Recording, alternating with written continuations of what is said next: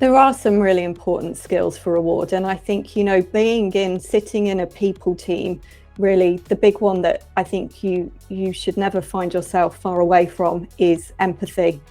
I think also support for others, but remembering that human factor. So the reward area of work, impacts people's lives. It sometimes extends to their family in terms of the benefits provision. And so it's very personal. And I think it's really important for me to remember that the things that we're doing in reward impact people personally, and to keep that in mind.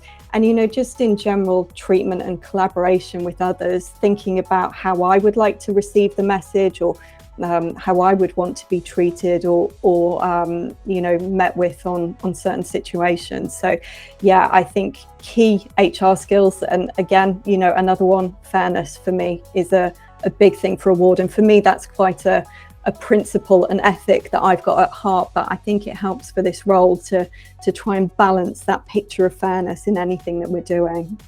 It's my job to keep a finger on the pulse externally and to guide and advise leadership, exec team on what I think we need to be doing.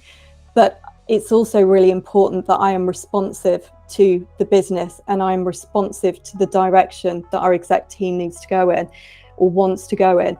And so I think part of that as well is good stakeholder engagement. So getting input, getting thoughts from others before we push ahead with something to kind of test something out. How do we feel about this?